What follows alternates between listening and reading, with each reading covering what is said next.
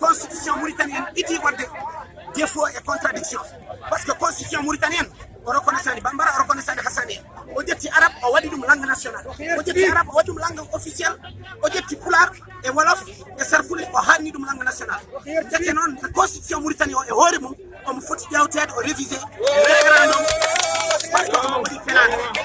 nde ko yitte toujours ƴettude ɗemngal arabe ngal e fawde ɗum dow ɗemɗe keddiɗe ɗe ko ɗum woni ko moƴƴani ko enen en gañani arabe yo ɗum leer kono mbiɗen wonde arabe wawa ƴettede fawe dow ɗemɗe men gendiji taw arabe ene jangguine e ɓiɓɓe men foof par la force parce que ɓe mbi c'est obligatoire nder article 65 la loi d'orientation wiya ko la langue arabe est une obligation pour tous les enfants mauritaniens kono noon ɓiɓɓe safalɓe ɓiɓɓe arabeɓe ene jogui choix hakkude pulaar wolof e sarkulle hol sababu holko ɓe ɓuuri yimɓe min ɓurani ɓe haydara kono ɓe ɓurani min haydara min ñaaji tan ko gueɗel gotel yimɓe yo ñaago potal yimɓe hoto kul mayde hoto kul sokede hoto kul daranade hakke mumen saabu ko Allah fayi men ɗum so tawi noon enen en dewi ɗanade en kuli hippude barmeji meɗen ha musiba hebtima ɓiɓɓe men janggo enen kam hande eɗen daari kono wallahi so jaranani en haydara ɓiɓɓe men so gari janggo maɓe monte ha laaɓa komin kalata ko wona politique komin kalata ko hunde wonde ko hunde lerde constitution mauritanienne doit être révisée officialiser les langues et puis de mbi wonata en Suisse il y a 4 langues officielles pourquoi en Mauritanie il n'y a pas de possibilité d'avoir 4 en Afrique du Sud il y en a 13 au Gabon il y a plus de 80 et quelques langues holko saabi Mauritanie ɗum waɗaka parce que laamu Mauritanie yiɗa gonka men sinno ko sago mabɓe enen fof en ɓeydigete nan men enen noon en gona renede en calaki renede kono ken walede الشعب الموريتاني المغرور جينا هون موريتانيين ما جينا هون كوار ولا حراطين ولا بيضان هون كاملين موريتانيين وتجمعنا موريتان وكاملين مضطهدين وكاملين مظلومين وهي 3 سنوات يرخلق فيهم الدكتاتورية والنهب ومن عام هؤلاء الاشخاص اللي يستشعروا بالحالة المدنية هذا ظلم نعم ظلم نحن اليوم جينا هون يترفضوا هذا الواقع يسقط قانون الرموز حرية للمعتقلين حرية خلنا قضواني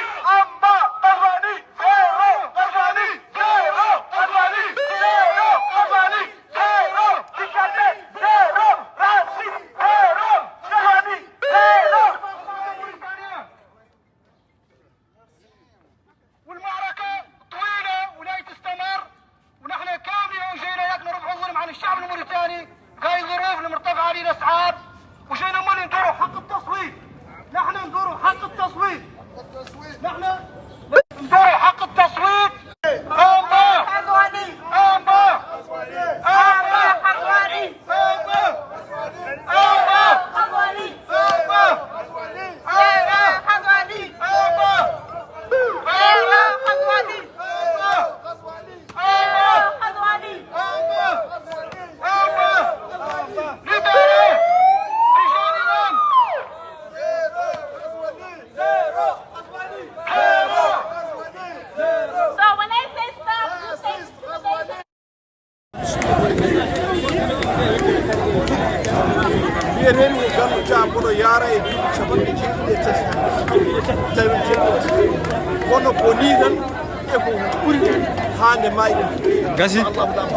ما شاء الله. محمد محمود البيه هو اللي جاب قانون الرموز دكتاتور حقوقيين وشاري المعارضه وشاري الناس وفلسوا حتى تكلم يعطيه قرينات. والله هذا حق. هذا هو المرزوق وزير الخارجيه كان وزير الداخليه مجرم هو ايضا. والله هذا مجرم. هذا حننا والسيدي سلامي ايتم دو القزواني حول الجيش الى جيش قبلي الى جيش موالات له هو والضباط الجمهوريين مهمشهم. هذا الوزير الاول ولا هو مهم حقنا ادرس. هذا والقزواني له 3 سنوات حاكم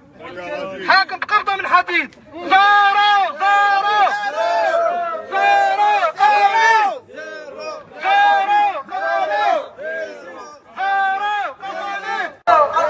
نختاركم بالنيابه ونطلب من موريتانيا نتورك، وطلبت من هيثم كنا نعدلوا هاي الوقفه قدام السفاره، لا نقولوا لا بدنا معارضينهم في شؤون الامم المتحده. وان شاء الله وجميع التقارير وجميع المنظمات ضدكم. هذا النظام نظام مستبد، نظام فقراء من البلاد والفقراء من الحراطين والفقراء من الكوار، ما قاعدين يشتغلوا بالرجال. المشكله البيضاء والكوار، الكوار مظلومين والبيضاء مظلومين والحراطين مظلومين، ظالمين وحدين يتنافسوا 10%. هم اللي سارقين، هم اللي سارقين الحوت، هم اللي سارقين هم اللي سارقين الشيش، هم اللي خلاونا كمهاجرين. نختار كل الموريتانيين الاخرين اللي ما حضروا معانا انهم تخلوا عن واجبهم. في انسان ما يقول انا بيا الخلعه ونبقى نقيس موريتان خايف. انت ما قد تقيس موريتان بيكون حويرذي، انت ما تحشم، ترى تقف مع الفقراء وراتك تقف مع المظلومين. وتعرف ان امريكا نعمه طالك مولانا وتشتغل وعندك مكتوبه ليبرال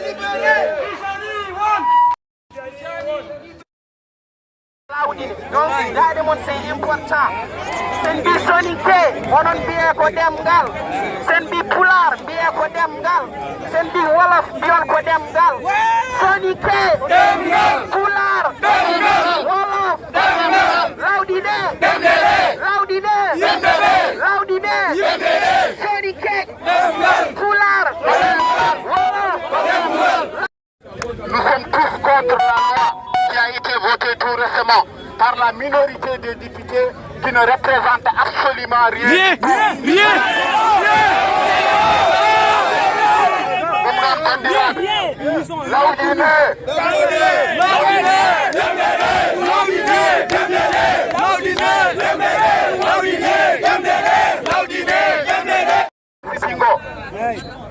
Et darani yeso assemblée fof ko gotum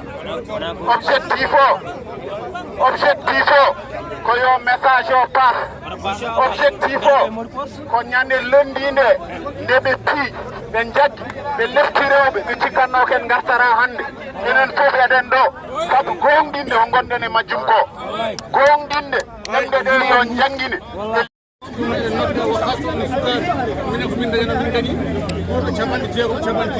والله من انت son jinno men hanki ko tafsir do yen sen yusuf ko wayni am ko haaji law men alon gil Souleymane bil hayyuti mali so ko beedo darndir non dum en nas ko muri fof yo ara yante men ndedo darn jaram alat gemme école primaire devenu fondamental arabe ena école qui sont arabisées après na jobe collège timaden les matières scientifiques mathématiques physique chimie ini xaramul ja aywa en français kina haqlilatu maromo atkal 65 hol haala atkal 65 la jibak hayda kono wonko woni hen kono dum celide are ber ƴettere fay do demde men dum celide enen wona kon to enen jidi arab haala feewi finde mudum lam almamed so arab ko dari lam almamed ko golle nder lugal arabi ko alamul arabi wadari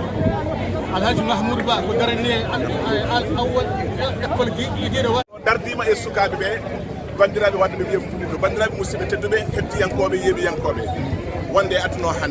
hande jiɗɗiɗen bandiraɓe musidɓe tedduɓe hettiyankoɓe yeeɓiyankoɓe hande cuɓiɗen ko haaldude e mawɓe ɓe waɗi hen haaldude e mawɓe noon ko oɗo jiyaɗo Allah gonɗo ɗo yeeɓi on jiiɗen vidéo mum e kala saaha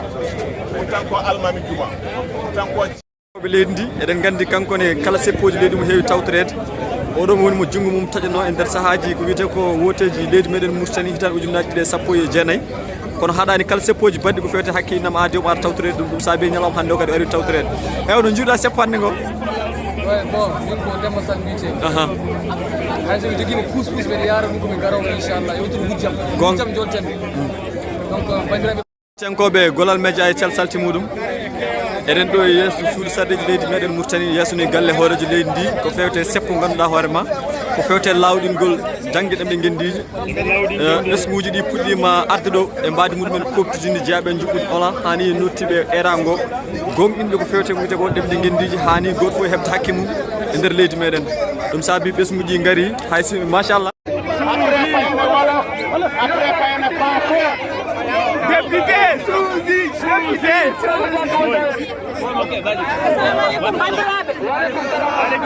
wona jolfo ko momi eto haade olof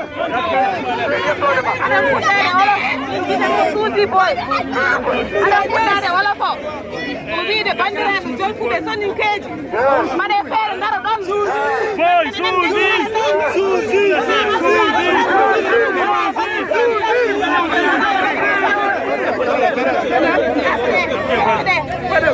ok xariti xam ngeen projet de loi bi jàll na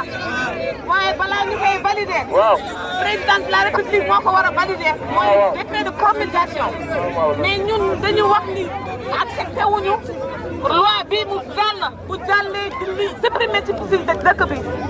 so ɓenni ken supprimade jiɗo ngoɗo wuuro en jeyake Mauritanie ko ɗum ɓe jiɗi wiide ko yo Haalpulaar tan ɓennu yo arabeɓe tan ɓennu Haalpulaar en yo majju soninkeji yo majju yo jolfuɓe majju en jaɓani ɗum jaɓani ngal kuulal aɗen kaɓaɗen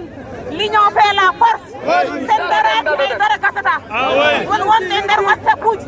wonɓe Facebook aji wiɗo ko seede on sohla